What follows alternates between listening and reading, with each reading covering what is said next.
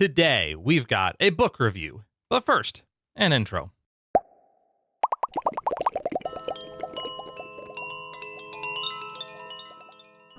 Welcome to this quick hits video. My name is Kevin Fiesel, and I am the proprietor of Catalaxy Services LLC, a consulting firm which specializes in work all across the data platform space, especially SQL Server. I am trying something a little bit different today. The normal video flow is that I create a series of videos, building up on a topic until we reach a crescendo, and then we move on to the next topic. This is a quick hits video where I'm going to spend a few minutes on something I found interesting, and it'll serve as sort of a bridge between each series. That's right, I am creating filler episodes that might later be taken out of canon. Today's video is a review of a book that Grant Fritchey wrote entitled SQL Server 2022 Query Performance Tuning. It is a good book. It is a good enough book that I have a physical copy of it and I'm willing to show it on camera. So let's talk about just how good of a book this is. First, it has many pages, meaning that if you manage your resources effectively, you should be able to start several fires to keep yourself warm at night using this book, as well as some pocket lint and kindling. But that's not the only reason I like this book. I also like the fact that there are words in this book, and although not everyone appreciates word papers, I do. Many of the words Grant uses, they even make sense. Although I do have to give him some grief about using methodology when he means method, but considering that nearly everybody does this, it is a lonely hill for me to be on. In case you're curious though, which you're probably not, but I'm still doing this anyhow.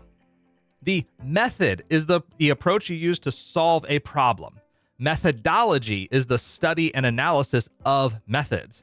That means when you're writing an academic paper, your method is to stick a bunch of frogs in a pot of water and slowly turn up the temperature to see if the frogs just sit there until they boil. Actually, no, they don't. They will pop out beforehand, but that's neither here nor there. Methodology would be where we get together and analyze the various methods that people use to boil water, or frogs for that matter.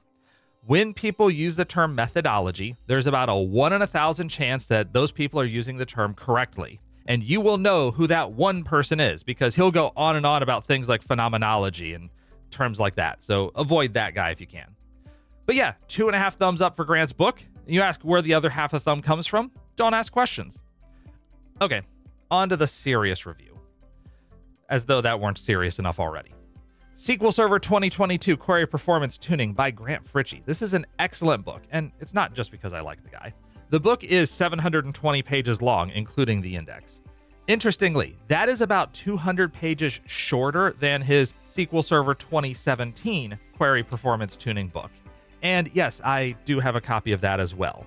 And I have PDF copies of earlier editions as well. What can I say? I like the idea. I like the guy. He does a good job. But back to 200 fewer pages.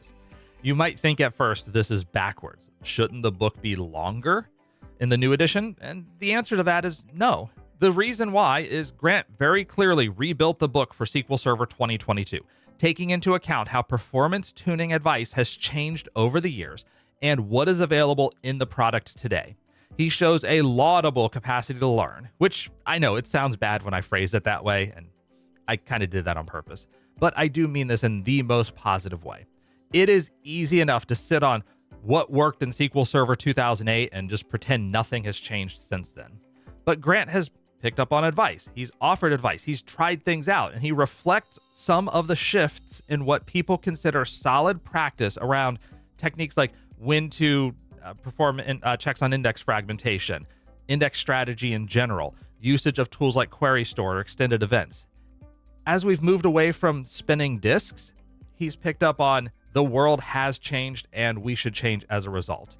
Grant also, like I mentioned, he includes a fair amount on using Query Store, which should be a core component in any performance tuner's plan of action. In addition to his chapter on Query Store, there are 3 particular things I want to call out.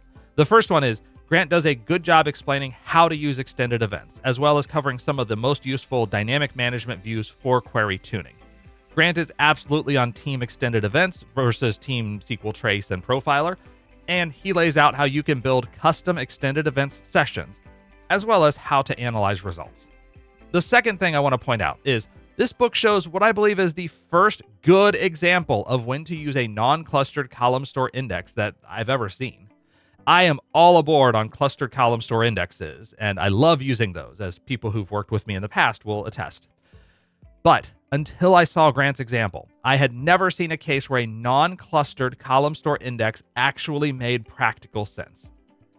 The third thing that I want to call out, this is on page 688 of the printed text, where Grant demonstrates a technique to determine the best value of cost threshold for parallelism using query store data.